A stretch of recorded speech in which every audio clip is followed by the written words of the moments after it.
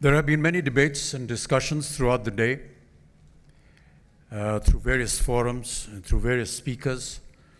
The speakers before me, who are more qualified to talk about hepatitis, have given you many statistics, so it will be futile for me to dwell on them again.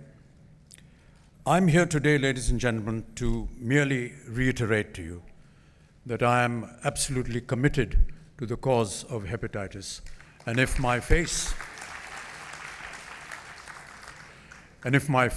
and my voice can propagate what we need to do towards removal, or at least the detection of this terrible disease, I am there with all the agencies that are now committed to work towards this cause.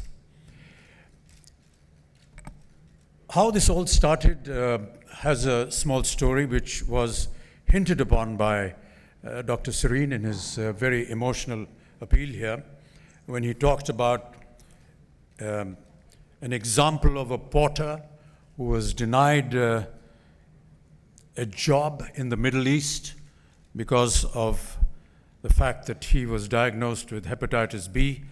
I raised my finger not just to the fact that I happened to play the role of a porter in one of my films, but in 1982, ironically, for the same film, during the course of an action sequence, I injured myself, and there were many bottles of blood that were required for my recovery, including bottles of blood and platelets. It amounted to almost 60. And we had around 200 donors, and I thanked them for it, because had it not been for their contribution, I may not have been standing here in front of you today. But unfortunately, one of the donors was carrying the Australian antigen hepatitis B virus, which went into my system. From 1982 onwards, I recovered from the terrible accident, and I thank the doctors of Breach Candy Hospital for my recovery. But during the year 2000, and some years into it, through my family doctor, Dr. Barve, through a random test that I went through, he discovered that I had indeed been infected by hepatitis B, and that 75% of my liver had been damaged. Ladies and gentlemen, I stand before you operating on just 25% of my liver.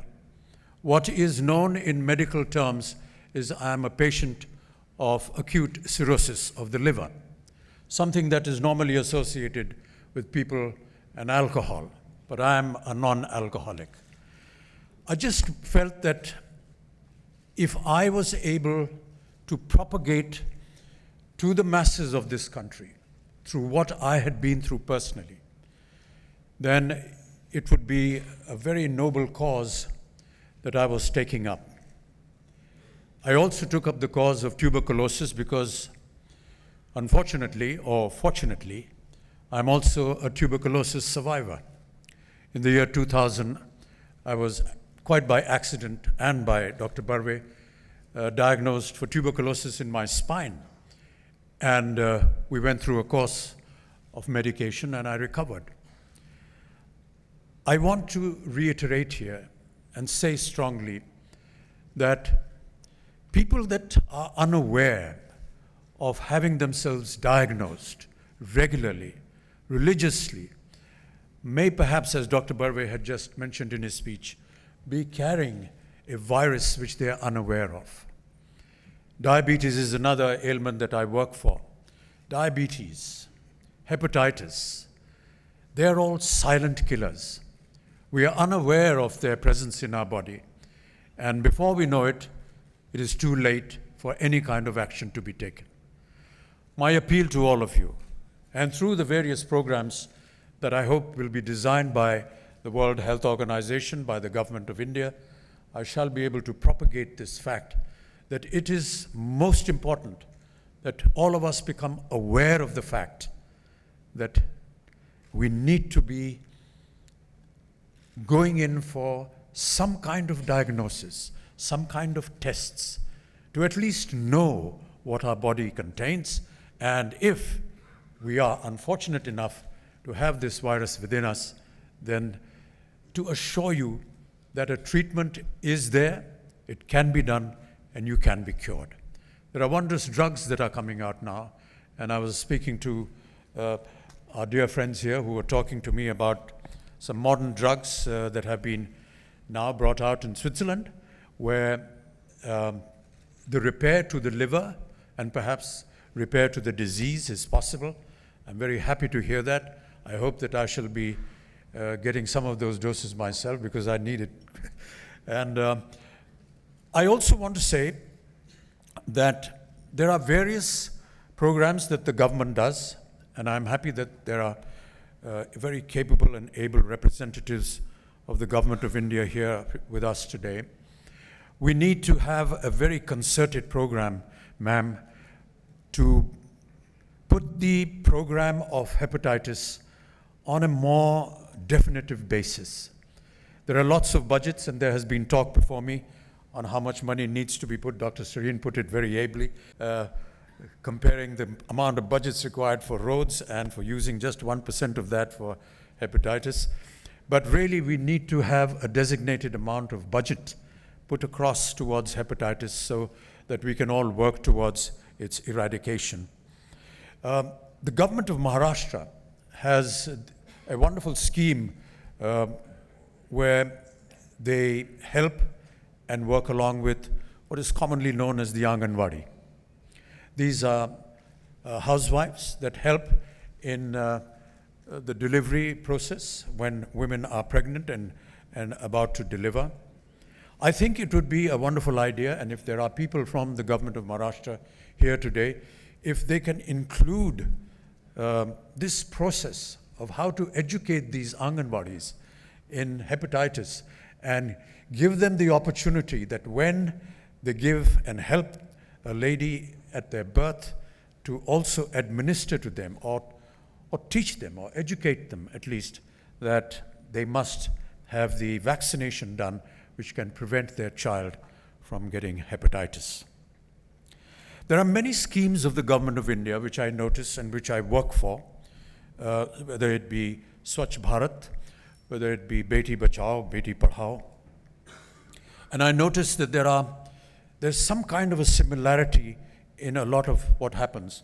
Dr. Prasad mentioned about Swachh Bharat, and as you know, which the speakers before me have educated you, that hepatitis A and E are waterborne viruses, and they can be prevented provided we have a clean atmosphere. And that goes along with what Swachh Bharat means. Education, and education particularly for the Beti, is very important. I've always maintained, and so have many other great philosophers of life, that when you educate a man, you educate an individual. When you educate a woman, you educate an entire family. And that, ladies and gentlemen, is where I feel we must bring our attention to, that all our women need to be educated so that they can impart that education at the time, let us say, for example, with the Anganwadi or the housewife in our villages and in our rural areas that need this attention most importantly. I have very little else to say, except that I look forward to the time and energy and my dedication and my devotion to this very worthy cause. I am here for you any time of the day or night, in whatever way you wish for me to represent this cause. I have dedicated myself to several other causes, and whatever you will designate for me, I shall be most willing to do that.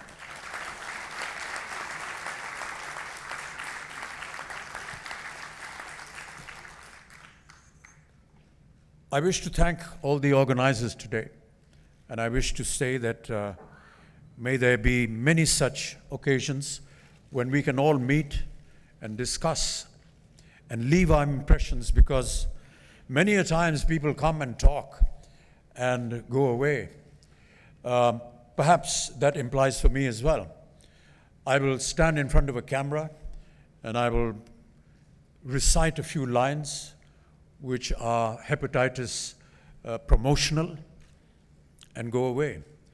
But I want to reiterate to the World Health Organization and to the Government of India and to all the associations that are going to be working that please pay attention to that worker that will go out and propagate this cause right down to the common man.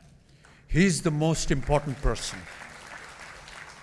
I say this because when we worked for polio and its eradication, and the fact that we achieved this great victory in making India polio-free, it was that worker who went down to the smallest villages, to the interiors, and it is they whom we need to acknowledge and respect and honor.